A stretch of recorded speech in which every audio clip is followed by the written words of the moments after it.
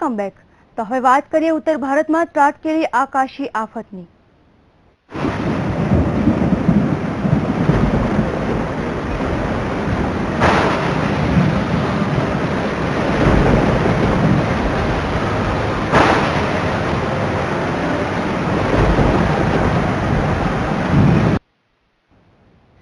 તો ઉત્તર ભારતમાં ત્રાટકી છે વરસાદી આફત। સમગ્ર ઉત્તર ભારત થયું છે પાણીથી તરબોળ અને અનરાધાર વરસતા વરસાદે અનેક લોકોને નિરાધાર કરી દીધા છે।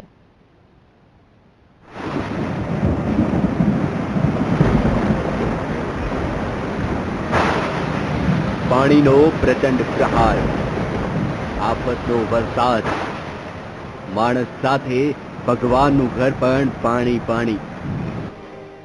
વરસાદના પ્રહારથી દેશના અનેક રાજ્યો અસરગ્રસ્ત થયા છે।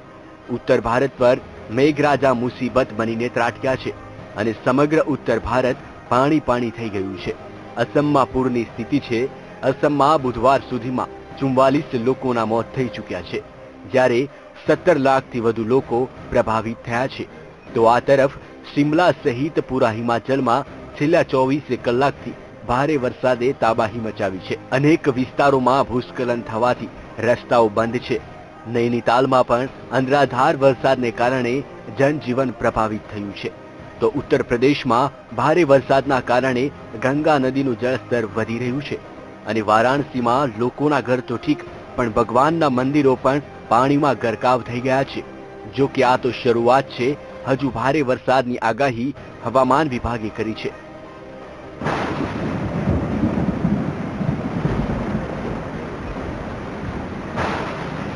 પાણીનો પ્રચંડ પ્રહાર, આફતનો વરસાદ, માણસ સાથે ભગવાનનું ઘર પણ પાણી પાણી। દેશના 8 રાજ્ય પર વરસાદનો સીધો એટેક થયો છે। આ રાજ્યોમાં અનેક શહેર, અનેક ગામ, રોડ રસ્તા, હજારો એકર જમીન ડૂબી ગઈ છે અથવા તો ડૂબી જવાના આરે છે। પૂર્વોત્તરના રાજ્યોમાં સ્થિતિ સૌથી વધુ ખરાબ છે।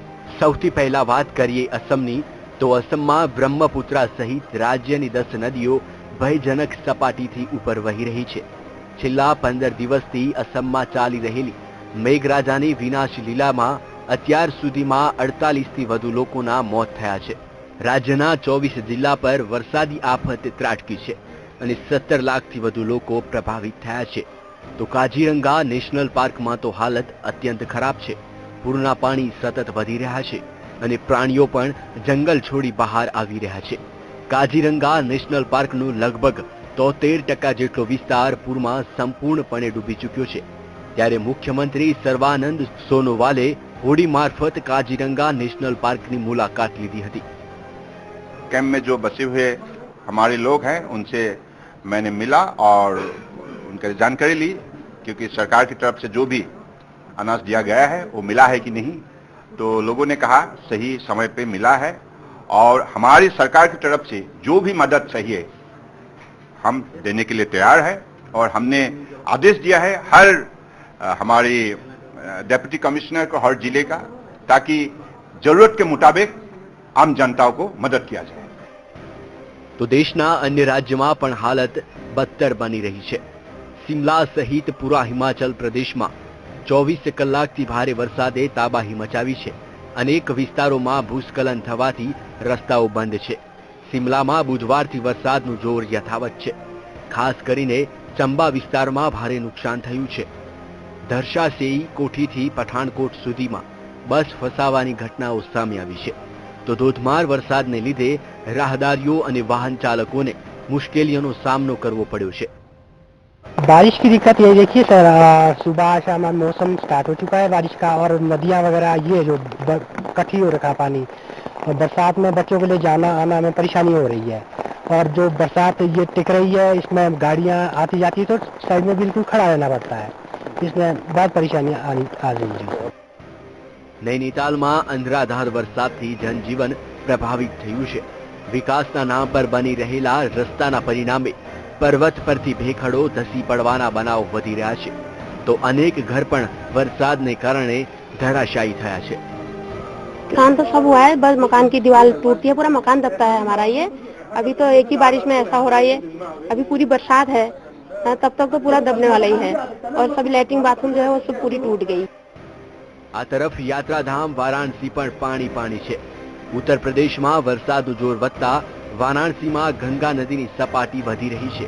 શહેરના મોટાભાગના વિસ્તારો પાણીમાં ગરકાવ થયા છે, જ્યારે રસ્તાઓ પર પાણી ફરી વળ્યું છે।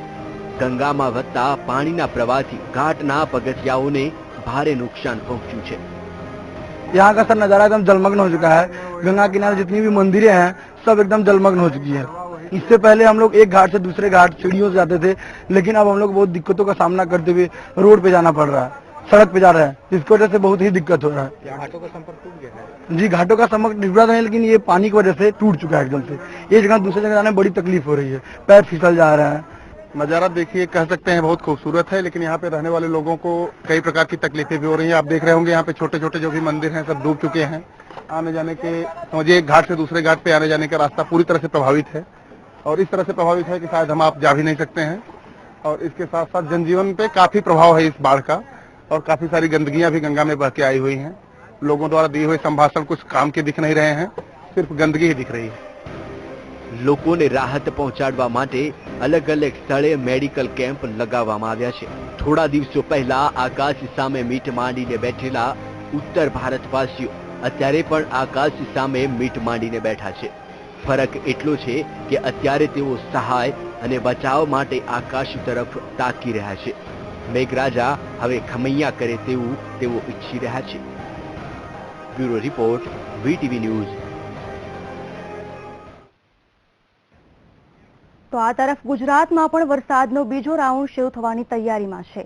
ઉત્તર ભારતમાં સક્રિય થયેલી સિસ્ટમ મધ્યપ્રદેશ થઈને ગુજરાત તરફ આગળ વધી રહી છે, જેને લઈને ગુરુવારથી રાજ્યમાં ભારે વરસાદ પડે તેવી શક્યતા હવામાન વિભાગે દર્શાવી છે।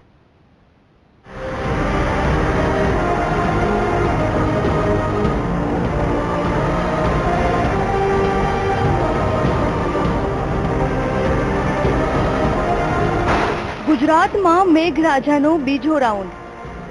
ગુરુવારથી ગુજરાતમાં ભારે વરસાદની આગાહી, તંત્રને કરાયું એલર્ટ। દક્ષિણ પશ્ચિમ રાજસ્થાન અને ગુજરાત ઉપર upper air cyclonic circulation system સક્રિય થઈ છે, જે ગુજરાત તરફ વધી રહી છે। એ જ રીતે ઉત્તર પ્રદેશ ઉપર લો પ્રેશર સિસ્ટમ જોઈ છે। સિસ્ટમ મધ્યપ્રદેશ થઈ ગુજરાત તરફ આગળ વધી રહી છે। બંને સિસ્ટમ ગુજરાત ઉપર સક્રિય થતા ગુરુવારથી રાજ્યમાં ભારે વરસાદ પડવાની શક્યતા છે। વધુમાં 14 થી 16 જુલાઈ દરમિયાન અમદાવાદ સહિત રાજ્યના લગભગ તમામ વિસ્તારોમાં ભારેથી અતિ ભારે વરસાદની શક્યતા છે।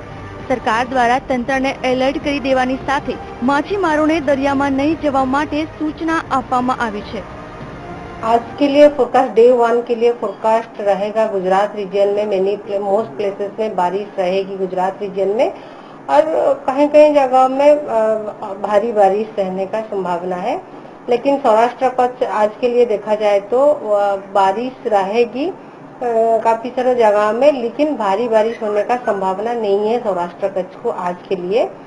और डे 2 के लिए देखा जाए तो गुजरात रीजन में मोस्ट प्लेसेस में और सौराष्ट्र कच्छ में भी मोस्ट प्लेसेस में बारिश रहेगी, और भारी से अति भारी बारिश गुजरात रीजन में रहेगी, और कहीं कहीं जगह में एक्सट्रीमली हेवी रेन भी होने का संभावना है। હવામાન વિભાગ દ્વારા 14 થી 16 જુલાઈ દરમિયાન ગુજરાતમાં ભારેથી અતિ ભારે વરસાદની આગાહી કરવામાં આવી છે। ગુરુવારથી લઈ શનિવાર દરમિયાન ફરી એક વખત ગુજરાતમાં મેઘરાજાની ધમાકેદાર એન્ટ્રી થવાની શક્યતા છે। તારીખ પ્રમાણે જોઈએ તો 14 થી 15 જુલાઈના રોજ દાહોદ, છોટાઉદેપુર, પંચમહાલ, નર્મદા, ભરૂચ, સુરત, નવસારી, વલસાડ, અમદાવાદ, ખેડા અને આણંદમાં વરસાદ પડવાની સંભાવના છે। તો આ જ દિવસે સુરેન્દ્રનગર, મોરબી, રાજકોટ, બોટાદ, ભાવનગર, જૂનાગઢ, જામનગર, દીવ, દમણ અને દાદરા નગર હવેલીમાં પણ ભારે વરસાદ પડવાની આગાહી હવામાન વિભાગે કરી છે। 16 જુલાઈએ બનાસકાંઠા, સાબરકાંઠા, મહેસાણા, ગાંધીનગર, અમદાવાદ, દમણ અને દાદરા નગર હવેલીમાં ભારે વરસાદની આગાહી હવામાન વિભાગે કરી છે। તો 16મી જુલાઈએ જ સુરેન્દ્રનગર, મોરબી, પોરબંદર, કચ્છ અને દીવમાં પણ ભારેથી અતિ ભારે વરસાદ પડે તેવી સંભાવના છે।